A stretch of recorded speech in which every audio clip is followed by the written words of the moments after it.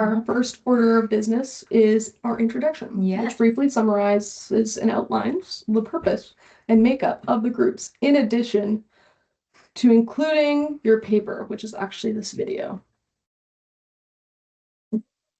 We did 3 90-minute sessions for a maximum of 4 participants. So this group, as you know, was a structured psychoeducational group for ADHD children aged 10 or 8 to 10 with ADHD. And the purpose was to help children build emotional awareness and foundational regulation skills through developmentally appropriate and interactive activities. These are a lot of big words for me, Briar.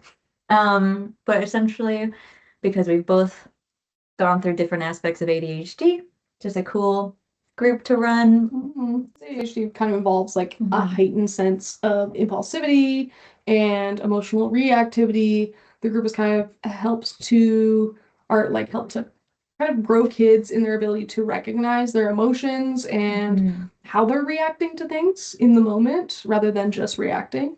And kind of how to like pause and think about it. So we're kind of, and we explained a lot of, we were so repetitive in the way that we explained how the brain works very minimally with the prefrontal cortex and the amygdala, and how the connection is a little bit broken. It takes longer. We described it as like the what was it? Thinking like brain and then the alarm, and then we had like a little image of an alarm in where the amygdala would be. Anyways, and kind of like talking about that, and then also the practical application of like, hey, stop and notice what you're doing. And we did like different activities to kind of help strengthen that. And recognize their feelings, because sometimes kids go from 0 to 100, and especially kids with ADHD. And again, we used quite concrete strategies to do that. We utilized kind of like routines. So we were very clear in the beginning. The beginning, we'd always have their parents sit in, and then we'd be with the kids and we'd explain what was going to happen that day. And we kind of kept a similar structure throughout. We also used like creativity and visual aids and movement to just kind of help them, recognize. We did a few games that helped recognize kind of like how they're feeling and in relation to their physical being. What worked well and why. Summarize your experience of being a member of the psychoeducational group according to your understanding of group process, and provide specific examples of support from the literature, whatever possible.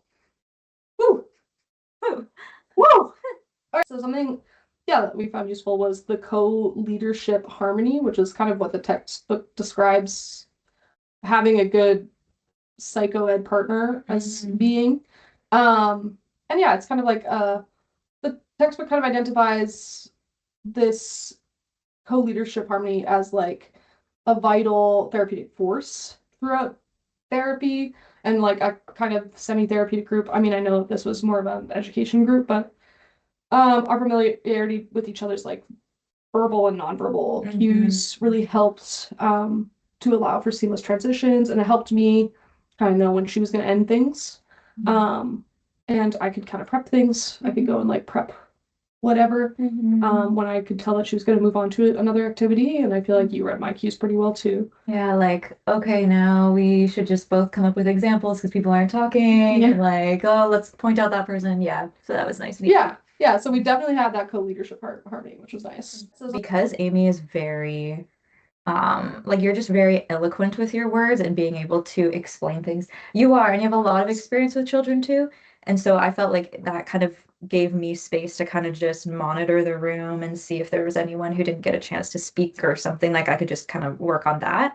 And I think when we would swap roles, we kind of both did that. But I think that our strengths were that the participants actively did seem engaged. Again, that would be different with kids, but even with adults, it was like they seemed to be having fun. Like, everyone seemed engaged. Everyone seemed to kind of get what's going on, and especially that was impressive considering how repetitive some of our stuff was. Just because, again, like, kids need that repetitive stuff to even hear what you're saying, because 50% of the time with ADHD kids, they're not listening. Like the textbook talks about kind of like how kids need interactive engagement, not just sitting and listening. Need to be expressive. Need to be involved physically. Yes. And so yeah, I feel like we did a lot of games and interactive stuff. Like pretty much everything we did was interactive in some way. Yeah, we never just like educated them. It always had an Yeah. action or like thinking through the steps and yeah. Yeah, there was like a lot of Mhm. yeah.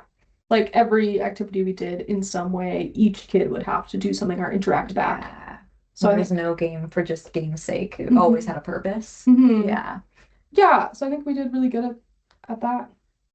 So I feel like we maintained a clear structure, and that, especially in ADHD populations, the textbook kind of points out that like that predictability and safety is important.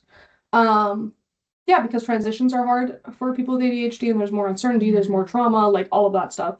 The textbook kind of outlines that, yeah, those are really important. We did that by every time we started a session, we would actually bring their parents in with them, and then we'd explain what was going to happen throughout the day. And we kept kind of a similar structure throughout all three, all three sessions. Yeah. And so that kind of created, I think, kind of a coherence to structure.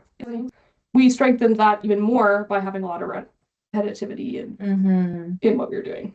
Yeah. I also think like the textbook also emphasizes kind of like clarity of purpose in groups, like it really hammers that in. Like you need a clarity of purpose. And I think we did that a lot again by the repetitive nature. So much repetition. So much repetition, especially with children. And then we'd have the parents in at the beginning. Again, we'd explain the day. And then at the very end, we'd get the parents to come in again and we'd get the kids to explain what they had learned and done to their parents.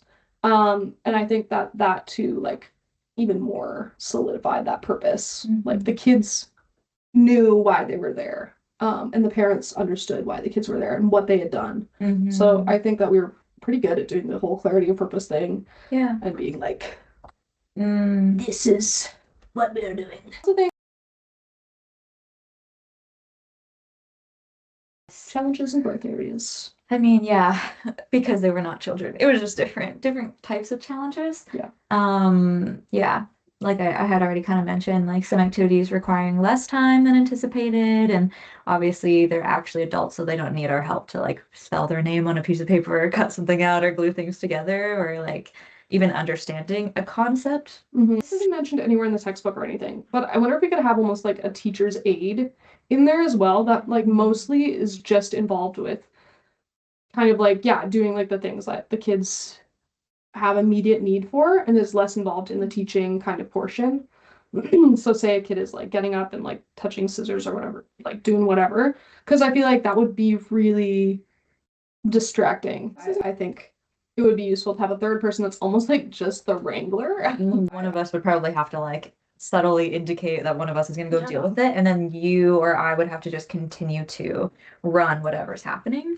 Obviously, like we're given the spaces that we're given too, but thinking of a space where like there isn't a bunch of tables and chairs and stuff in there, and like a space where we're able to even like hide the activities that we're doing until we can present it to them, so they're not like, ooh, look at all these balloons and like stuff like that. Yeah, exactly. Like stuff like that where because the room that we were in was actually fairly chaotic and we couldn't really hide anything. So like anything that we brought in it was like there clearly. Yeah, so something that's kind of empty but maybe has like a cabinet in it might have been more useful for what we were doing if it was with children. The textbook makes it very clear that you're not supposed to go over 45 minutes with children. And obviously we did. And then we also were doing child curriculum with adults. Give them a break. Yeah, we didn't do any breaks. I don't know why it didn't cross my mind that we're supposed to give them a break. Neither of us thought about it. And so, anyways, we did not give these adults a break for guys. In real life, what we would have done is we would have had to, even in a 45-minute session, we would have had to have done a moment where one of us is like, does anyone need to go to the washroom? Halfway through. And then we take a group of kids to the washroom because kids with ADHD also aren't as aware of their body and their bodily needs. I have worked with kids a long time and like I have had ADHD kids pee their pants because they just don't even realize that they need to pee. Yeah. And in terms of just like future goals, we really need that experience. Like you said, like we need real life experience. Yeah, with real children. with your children to just actually understand. Totally. So, I mean, obviously we were the leaders of the group, so we were very active. Very. Very active in what was happening. So I feel like we both struggled with the way that we engaged with some of the other participants' engagement with the group. Because especially in the first session, when we told them like, hey, don't role play, because they were talking about like, oh, in our last group, they didn't even get through all the activities because we were acting like such bratty teens and and we're like, can you not act? Like they were so excited to act. Get through all our stuff. Yeah, and they were noticeably frustrated by that. Yes. And I don't know if we dealt with that in a way that was as beneficial as we could have. Like we could have just used it and being like, hey, like let's collaborate on this and like help us to figure out like where the line is and how you guys want to act, and like also respecting that we have got a curriculum and we'd love to like at least practice it and try it for the purpose of this project. But yeah, I think we were flustered. And then even some like the comments that people made in that first day too, like even in the session where they're like, oh, I would do this, but I guess I can't because I'm not allowed to be a kid. Like, and like it was kind of like a little bit snappy. And yeah, I think that kind of thing actually happens in real life. So I could have used it as kind of actually how I might react to it if it were a kid or a young person, I guess, kind of voicing frustrations. And I would have gotten a little bit more on their level and been more like, hey, you know, maybe you can't do that, but like, do you think that the next activity is going to be fun? Maybe, and kind of pull them into the next activity rather than just being like, please stop, kind of. And just, yeah, I could have used that as an opportunity to kind of grow in my skill in that way. But alas. We need more experience. We need more experience, Fire.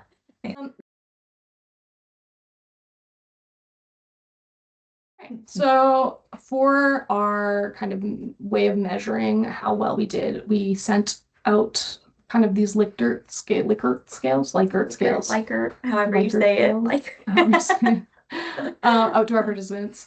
And they judged us on two different things. So the first thing they judged us on, out of 5, was our kind of like facilitator effectiveness. And then the second thing they judged us on was like group experience and participation. And then we kind of tallied that up. So out of 5, we got a 4.5. And kind of the main thing that people kind of judged was, or like didn't love, was how repetitive it was and how slow paced some stuff felt. Again, though, like because they're not kids, it's harder. And then when they talk about slow paced, like I feel like I think with kids it wouldn't have felt slow paced because adults are so quick to wrap their minds around what they're learning, whereas with kids they'd also be like more distracted, so you kind of have to like bring them back multiple times and go through it over and over. Whereas like also with adults, we're going around in a group and we're all practicing this tool. And so they're like, I don't know why we would have to practice this because we're watching you do it, we get it. Whereas with kids, you kind of like need to experience it and do it for it to be like known to you. Yeah. Another thing that was mentioned twice was just like more breaks. And again, like we kind of addressed that earlier, because again, they were adults and not kids. We felt like if we had been working with kids halfway through, we would have added a break, like halfway through the 45 minutes, because we would have condensed it down to 45 minutes. We would have done probably like a break and just been like, hey, who needs to go to the washroom? Major takeaway was kind of like balancing content, so like the psychoeducational material with process, which is the interaction kind of between members. As the textbook states, these kind of operate as 2 threads of one string, and a skilled leader must monitor both to kind of ensure meaningful depth.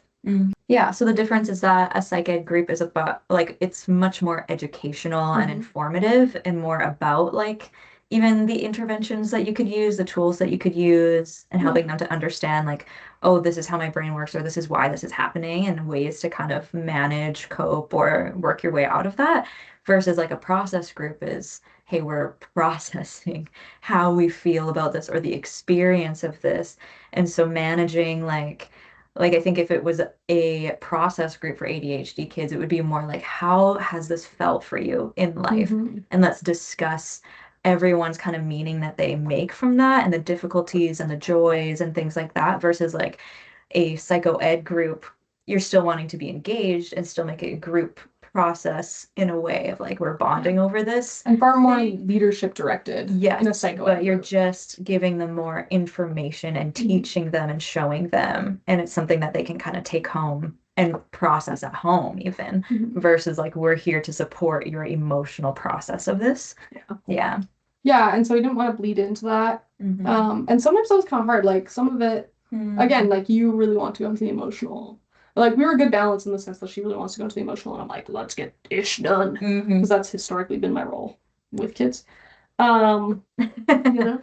And so yeah, but I think that we balanced that well. Just kind of like making sure that we were sensitive to the emotions of the group, Mhm. but kept it in the psychoeducational realm while also keeping it engaging. So it's not just like Yeah. someone talking at you. Mhm. It was a lot more like fluid and kind of like everyone was involved all the Mhm. time. And you could kind of get a sense too of like which participants wanted which of those things. Like I would say there was one Yeah. participant in particular who I could tell really wanted to get into the depth of the Mhm. experience versus everyone else because they're kind of tired also and it's Yeah. repetitive. They're kind of like, yeah, let's just do the activities and do what we need to do in Yeah. this group. Mhm. So yeah, everyone's just a bit different that way. Yeah. Yeah. Yeah, and while our group was psychoeducational, we also kind of learned that we still, have a lot to kind of learn in terms of working in groups and especially specifically with kids. Mhm. Core element of kind of like the process model is kind of rolling with the group. Mhm. And I think you really need practical experience to really learn that. Mhm. And so to maintain a healthy group climate, we did try to kind of roll with it. Again, it would be so different with kids. And ultimately, adaptability is kind of like the crucial role if we were going to do this again Yeah. with kids. Like have our structure in place, but also knowing when to change things up and when it's necessary to kind of Mhm. move things around. Yeah, I agree with that. Well, that is our co-facilitator evaluation. Thank you, Briar, for listening to this video. Right? That is it. ADHD. Yes. Goodbye.